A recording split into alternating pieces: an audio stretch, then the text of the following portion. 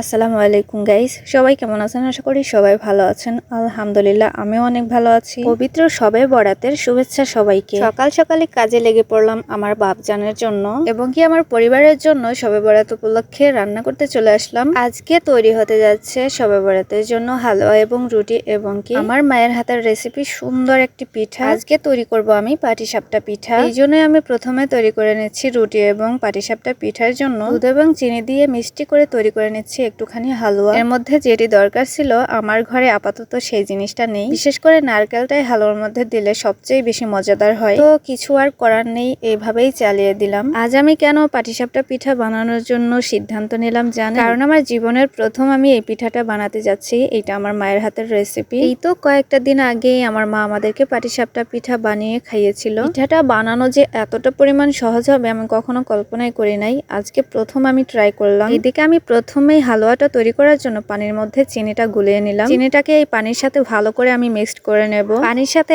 একেবারে চিনিগুলো মিশে গেলেই এর মধ্যে দিয়ে দেব আটা। আটাগুলোকেও কিন্তু ভালো করে এই পানির সাথে মেশাতে হবে। আমি চামচের সাহায্যে ভালো করে আটাটাকে মেশানোর চেষ্টা করছি। ওইদিকে আমি দুধটাকে ভালো করে জাল করে নিয়েছি। জাল করা দুধের মধ্যে সুন্দর একটা ফ্লেভার আসার জন্য আমি দিয়ে দিয়েছি দারচিনি এবং কি এলাচ। এর সাথে দিয়েছি 2টা তেজপাতা। এরপর আমি দিয়ে দিলাম এর মধ্যে চিনির সাথে গুলিয়ে রাখা আটার গোলাটা। এরপর হালুয়াটাকে তৈরি করার জন্য খুন্তির সাহায্যে বারবার করে নেড়ে দিতে হবে যাতে করে নিচে না লেগে যায়। এর মধ্যে পরিমাণ মতো একটুখানি লবণ দিয়ে দিতে হবে যাতে করে মিষ্টির স্বাদটা আরো বাড়ে। দেখতেই পাচ্ছেন হালুয়া করাটা আস্তে আস্তে ঘন হয়ে আসছে। হালুয়াটা একদম ঘন হওয়া অবধি আমি বারবার নাড়তেই থাকবো। এই তো গাইস, দেখতেই পাচ্ছেন প্রায় হালুয়াটা আমার রেডি করা হয়ে গেছে। এরপর একটি পাত্রে আমি এইভাবে ঢেলে নিয়েছি। সামান্য একটুখানি পাতলা থাকা অবস্থায় আমি হালুয়াটা প্লেটে এইভাবে ঢেলে নিয়েছি। ঠান্ডা হয়ে গেলে একদম আঠালো হয়ে যাবে। এরপর আমি দিয়ে দিলাম কড়াইতে একটুখানি গরম পানি। এই হালকা কুসুম কুসুম গরম পানির মধ্যে স্বাদ মতন দিয়ে দিলাম একটুখানি লবণ। এরপর পাটিসাপটা পিঠার জন্য আটার বেটাটা তৈরি করার জন্য প্রথমেই দিয়ে দিলাম একটুখানি ময়দা। এরপর দিয়ে দেব চালের গুঁড়া। 2 রকমের আটা দিলে আমার কাছে মনে হয় পাটিসাপটার যে রুটিটা অনেক সুন্দর হয় এবং খেতেও ভীষণ ভালো লাগে। এরপর হাত দিয়ে আমি আটাটাকে ভালো করে মেখে নিলাম। হাতের সাহায্যে ভালো করে আমি আটার বেটাটাকে এইভাবে পাতলা করে তৈরি করে নিলাম। এইভাবে আটার বেটাটাকে তৈরি করার পরে 10 থেকে 15 মিনিট ঢেকে রাখলে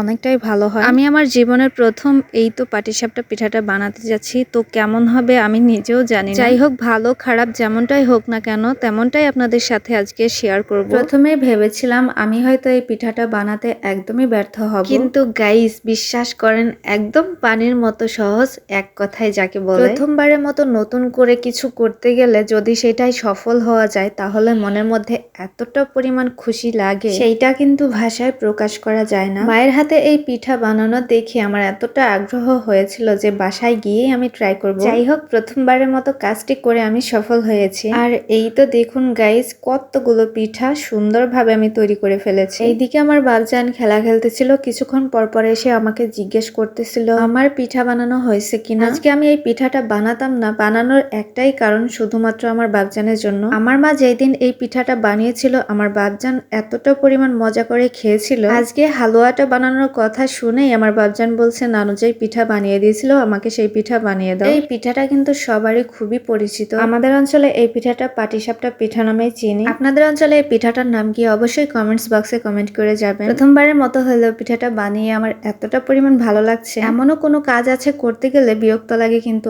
আমার এই কাজটি করতে এসে খুবই সহজ মনে হচ্ছিল। এই তো গাইস, দেখতেই পাচ্ছেন এই থালাটা ভর্তি করে আমি অল্প সময়ের মধ্যে এক থালা পাটিসাপটা পিঠা বানিয়ে ফেললাম। এরপর আমি রেডি হয়ে গেলাম বাবুর পছন্দের পোলাও এবং কি মুরগির মাংস রান্না করার জন্য। এইদিকে আমি পেঁয়াজ রসুন কেটে বাটা মশলা করার জন্য সবকিছুই বেটে রেডি করে নিলাম। প্রথমেই রান্না করে নেব পোলাওয়ের চালটা, এই জন্য কড়াইতে দিয়ে দিলাম তেল। গরম তেলে দিয়ে দিলাম একটুখানি আদা বাটা ও জিরে বাটা, দিয়ে দিলাম তেজপাতা, এলাচ এবং কি দারচিনি। হালকা কিছুটা সময় নেড়ে চেড়েই এর মধ্যে দিয়ে দেব পোলাওয়ের চালটাকে আমি ভালো করে ধুয়ে একটা ঝুড়ির মধ্যে রেখে দিয়েছিলাম যাতে করে পানিটা একদম ঝরে যায়। চালের মধ্যে যদি পানি থাকে তাহলে এই তেলের মধ্যে দিয়ে আমি চালটাকে তেমন ভালো করে ভেজে নিতে পারবো না। এরপর দিয়ে দিব পরিমাণ মতো একটুখানি লবণ। জানি না কতটা সত্যি এবং কি মিথ্যা, আমরা কিন্তু ছোটবেলা থেকেই মা চাচিদের দেখে এসেছি শবে বরাতের রাতে এবং কি শবে বরাতের দিন সবাইকে এই হালুয়া রুটি তৈরি করতে। তবে এখন শবে বরাতের সঠিক নিয়মটা জানতে পারি, এটা নাকি পালন না করলেও হয় এবং কি কোনো প্রকার ভাবে পালন না করলেও কোনো গুনাহ নেই। এর সঠিক ব্যাখ্যাটুকুই কিন্তু আমি ইন্টারনেট থেকে জেনেছি। তারপরেও কি করব, কিছু করার নাই, কারণ আশেপাশে সবার বাড়িতে ছোটখাটো কম বেশি আয়োজন চলছে।